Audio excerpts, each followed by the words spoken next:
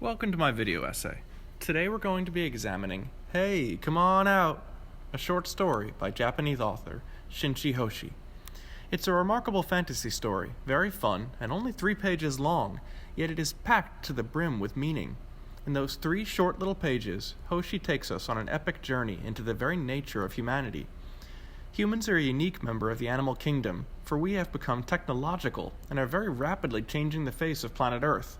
Perhaps the great question of our era in history is, will humanity seize the steering wheel and do well with this amazing revolutionary power, or will humanity squander it and lead all to ruin?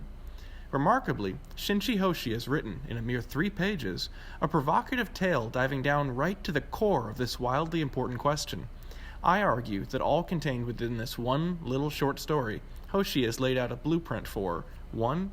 Humanity's propensity, upon the discovery of new world-shattering technologies, to take the easy way to quick profit, disregarding potentially devastating long-term consequences. 2. A call to awaken and not let this be humanity's downfall.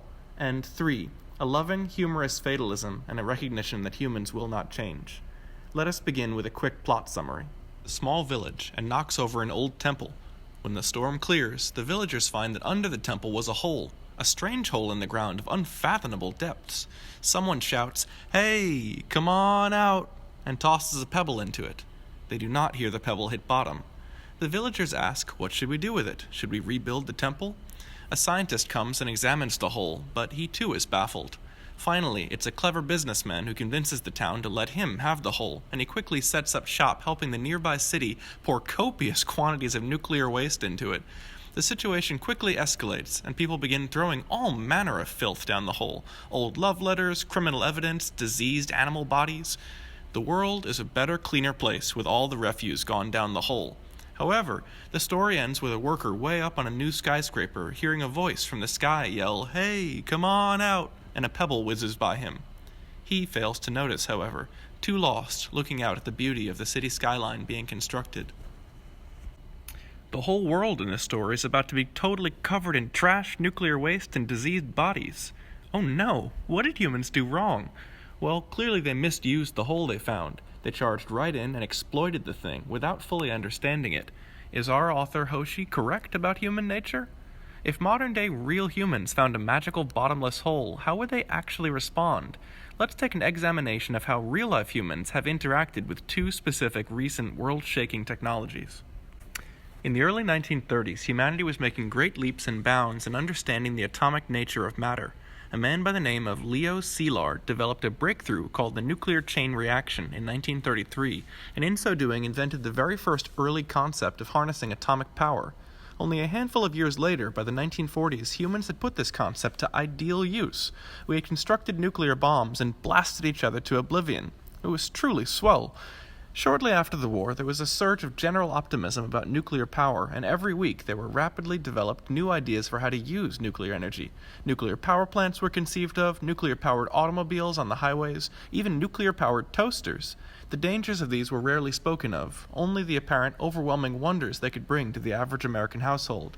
To quote our author Hoshi, "This gave peace of mind to the dwellers of the city. They concentrated solely on producing one thing after another. Everyone disliked thinking of the eventual consequences." It might be pertinent to point out that our 2019 real world now has over 270,000 metric tons of nuclear waste accumulated that humans still haven't found a way of disposing of safely. Did we rush into this technology without fully knowing how to use it? A different interesting case study is that of one Mr. Thomas Midgley Jr., the single engineer thought to have single-handedly most damaged the environment. He was a very clever chemical engineer, with a particular love for toxic hazardous chemicals. In addition to pioneering the use of chlorofluorocarbons for refrigerators, which would later carve a hole in the Earth's ozone layer, it was he who solved the 1920s engine knocking issue cars were having. He did so by infusing lead into cars' gasoline. The automobile industry loved it, and the new technology took off like a rocket.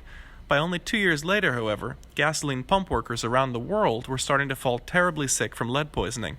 Sometimes it's easier just to ignore the dangers. The American Chemical Society awarded Midgley their highest honor, the Priestley Medal, in 1941. What is the common thread between these real-life stories and the small village with its bottomless hole? The problem seems to be that humans gain these new capabilities and then immediately exploit them, rushing in without having thoughtfully planned ahead. Really, what's the rush? I believe Hoshi's text is strong enough that it serves as a kind of guide to human nature in this area. Let's see if the short story offers any insight into why humanity acts like this. Why such a rush? The progression in this story is, people find the hole, a young man yells into it and then goes to throw a pebble in. Basically, we're looking at the innocence of discovery here, and an old man advises him not to. Quote, "You might bring down a curse upon us. Lay off," he says. This is reminiscent to those in real life who oppose the rush of technology. Perhaps one could think of the Amish or the Neo-Ludinists. There's something poetic to Hoshi's choice of an old superstitious man being the naysayer. It rings true. Next, a scientist steps in, who perhaps is supposed to have this all figured out, but he too is out of his depths and is overwhelmed. Yet here's the important part. Before he can properly assess the situation, truly understand the whole, figure out where it leads, and really truly what could the village do with such a miraculous find, moneyed interests step in to make a profit. Quote, "Let me have that hole. I'll fill it in for you," says a clever businessman, yelling over the whispers of the crowd. Through the chaos and the uncertainty of what to do, one concessionaire, as Hoshi refers to him, has the brilliant vision to fill the hole up with nuclear waste. Fairly rapidly, the matter is settled. We must note that in Hoshi's story, the only resistance offered was at the first finding of the hole, a kind of fear and hesitance from the old man. No one offers resistance to the nuclear waste dumping.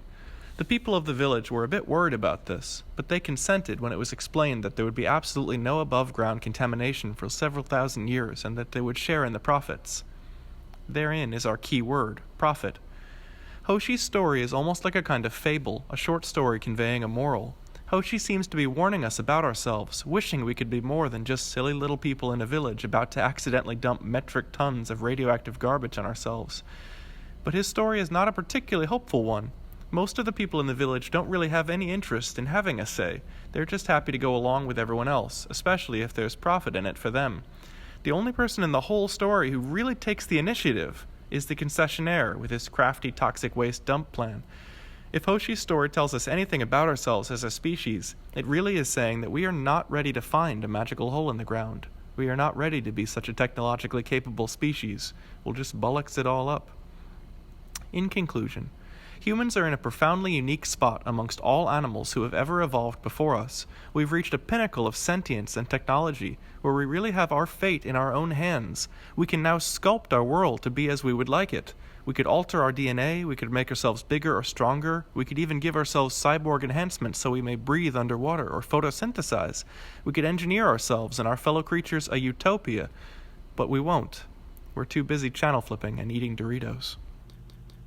Thank you for watching my video essay. I hope you enjoyed it. And remember, if you find a portal to the truly unknown, try not to dump all your nuclear waste into it.